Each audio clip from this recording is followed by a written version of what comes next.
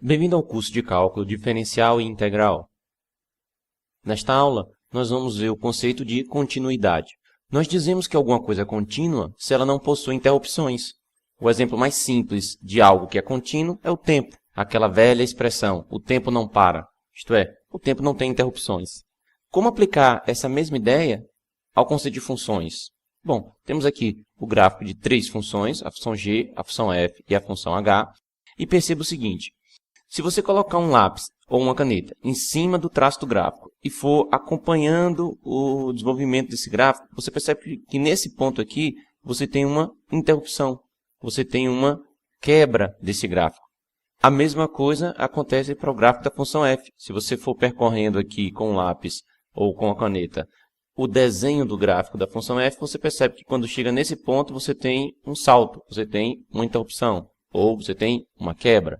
Já nesse último exemplo aqui, se você vem percorrendo com um lápis ou com uma caneta o traço do gráfico dessa função, você percebe que você não tem nenhum salto, nenhuma interrupção, nenhuma quebra. Então, para a função g e para a função f, nós diremos que elas são descontínuas quando x é igual a p. Já para a função h, nós diremos que ela é contínua em qualquer ponto de seu domínio. Existe uma conexão entre o conceito de limite e o conceito de continuidade. Esta conexão é dada nesta definição aqui. Seja f uma função e p um ponto em seu domínio. Dizemos que f é contínua em p se limite de x quando x tende a p é igual a f de p. Perceba que com essa definição, três coisas acontecem. A função está definida em x igual a p, isto é, existe f de p. Existe o limite da função quando x tende a p. E, além disso, os valores de f de p e de limite de f de x quando x tende a p são iguais. Então, quando acontecem essas três coisas, é o mesmo que acontecer esta equaçãozinha aqui, e daí nós vamos poder dizer que a função é contínua quando o x for igual a p. Vejamos alguns exemplos. Bom, primeiro exemplo, nós temos aqui essa função definida em três intervalos, né? Se x for menor do que 2, nós temos esta expressão. Se x for igual a 2, nós temos uma constante, que é 5.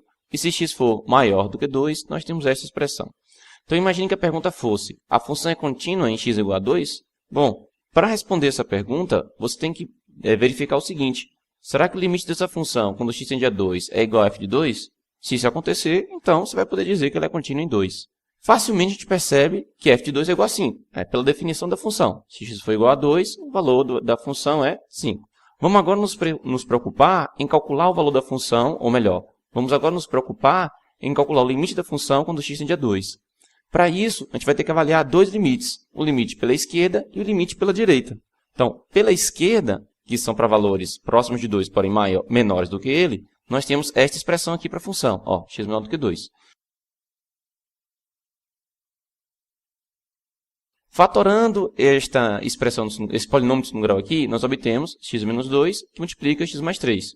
Simplificando x menos 2 no denominador com x menos 2 no numerador, já que x se aproxima de 2, e, portanto, x menos 2 nunca vai ser 0, então a gente pode fazer essa simplificação, sobra apenas x mais 3. E aqui, aplicando diretamente as propriedades operatórias do limite, nós vemos que isso aqui dá 5. Se você tiver com dúvida de como é que faz a fatoração de um polinômio de segundo grau para esta forma aqui, então você deve revisar os conteúdos do ensino fundamental e médio. Tudo bem? Vamos agora avaliar o limite quando x tende a 2 pela direita. Nós temos esta expressão, x ao cubo menos 2x ao quadrado mais x menos 2 sobre x menos 2. Fatorar essa expressão de cima, você pode imaginar da seguinte maneira: se você coloca x ao quadrado em evidência nesses dois termos, apareceria x ao quadrado que multiplica x menos 2. O termo x menos 2 ia aparecer aqui, você já tem um termo x menos 2 aqui também, ia colocar novamente em evidência esse termo x menos 2, e no final das contas você obter isso daqui. Novamente, revise os conteúdos de fatoração do ensino fundamental e médio, certo? Ou então, pegue um pedaço de papel, pegue uma caneta e faça essas contas detalhadamente. Aqui eu não vou ficar detalhando todas as contas. Pois bem, então agora a gente vai poder simplificar, porque x se aproxima de 2, mas x não é 2, portanto, isso não é 0 e isso não é 0. A gente pode simplificar. Sobra apenas esta expressão. Agora sim, se a gente aplica as propriedades operatórias do limite, a gente vê que dá 5. Ou seja, o que aconteceu aqui foi: o valor da função quando x é igual a 2 foi 5. E o valor do limite quando x tende a 2 para essa função também foi 5. Portanto, a gente pode dizer que a função é contínua em x igual a 2. Vejamos outro exemplo. Considere esta função agora, bem simplesinha. Então, se x for menor do que 2, nós temos esta expressão. Se x for maior ou igual que 2, nós temos essa expressão. De novo, a pergunta é, essa função é contínua em x igual a 2? Bem, facilmente a gente calcula esse valor aqui. Basta substituir x por 2 nessa expressão, né? Já que é x maior ou igual que 2, a gente usa essa expressão. Então, 2 vezes 2, 4, mais 3, 7. Além disso, é fácil a gente calcular os limites laterais, né? Quando o x tende a 2 pela esquerda, ou seja, para valores próximos de 2, porém menores do que ele, nós temos este limite aqui. E aqui é a aplicação direta das propriedades operatórias do limite, a gente obtém 4. Fácil mesmo. 2 ao quadrado, 2 menos 2, dá 4. Por esse outro lado aqui, que é pela direita, x se aproxima de 2, porém para valores maiores do que 2, a gente tem que usar essa expressão. Novamente, apenas aplicando as propriedades operatórias do limite, a gente calcula que isso daqui vai ser 7. Perceba que não importa que um dos limites laterais seja igual ao valor da função naquele ponto.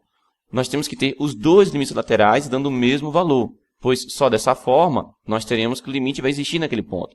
Além disso, é claro, esse valor tem que ser igual ao valor da função. E aí a gente vai poder dizer que era contínua. Não é o caso aqui. Vejamos um último exemplo. Considere agora que a gente tem esta função aqui. É uma versão modificada do exemplo anterior, só que agora eu coloquei uma constante k genérica aqui. Então a pergunta é, para que valor de k esta função seria contínua em x igual a 2? O que tem que acontecer? Tem que acontecer limite de f de x quando x tende a 2 ser igual a f de 2. Facilmente a gente calcula que f de 2 é 7, né? 2 vezes 2, 4, mais 3, 7. Então o que tem que acontecer agora? Além disso, nós temos que o limite lateral pela direita, né? Ou seja, para valores maiores do que 2, dá 7. Falta agora que o limite lateral pela esquerda também seja 7. Que aí, se o lateral pela esquerda for 7 e o lateral pela direita for 7, o limite quando x tende a 2 vai existir e vai ser 7. O valor da função já é 7 naquele ponto. E aí, matei a questão. Pois bem, coloquei aqui o valor do limite, a expressão, né, que a gente tem que usar para calcular o limite pela esquerda, que é esse daqui, que é para valores menores do que 2. Aplicação direta das propriedades operatórias do limite, aqui fácil a gente ver que vai dar 2 ao quadrado, 2 vezes k menos 2, essa expressãozinha aqui. E resolvendo essa equaçãozinha aqui, simples, você vai achar k igual a 5 meios. Então, se k for igual a 5 meios, temos que esta função será contínua naquele ponto x igual a 2. Vejamos a interpretação geométrica para isso daqui. Aqui nós temos o gráfico para a função que nós temos no exercício. Então, para x menor do que 2, a expressão é x ao quadrado mais kx menos 2.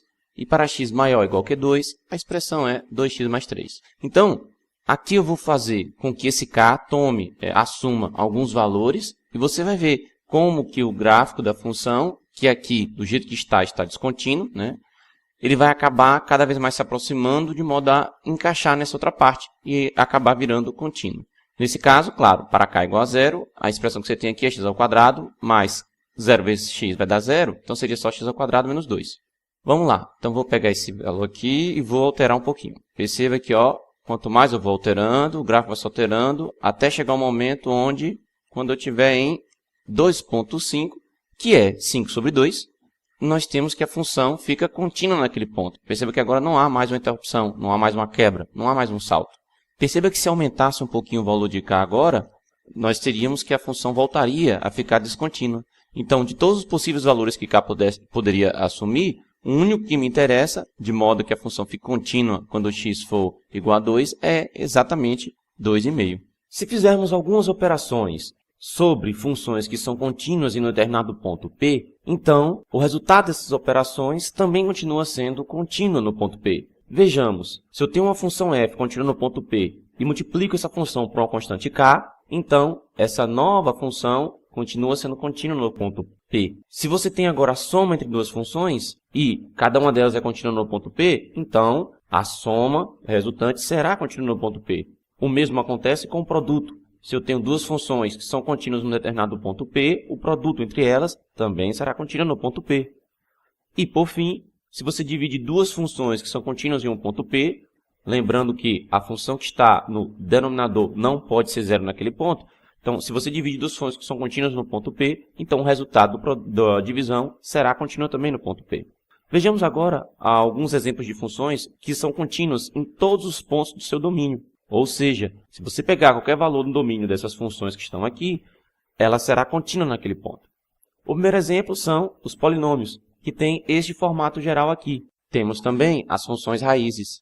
Em seguida, as funções exponenciais, cujo formato é este dado por essa expressão. Temos ainda as funções logarítmicas, que são dadas por essa expressão aqui.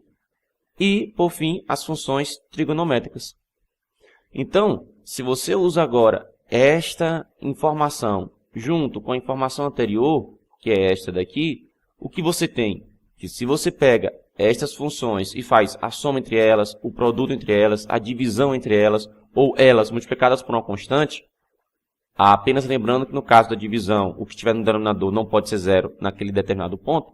Então, se você fizer todas essas operações sobre essas funções, você gera novas funções que também são contínuas naqueles pontos. Vejamos ainda uma coisa importantíssima que vai auxiliar muito no cálculo de limites, que é este teoremazinho aqui. Se f é uma função contínua em L e limite de g de x quando x tende a p é igual a L, então vai valer esta operação aqui. O limite de x tendendo a p de f da g de x, ou seja, a composição das funções, vai ser igual a fazer f e avaliada no limite de g de x quando x tende a p. Ou seja, que vai ser igual a f de L.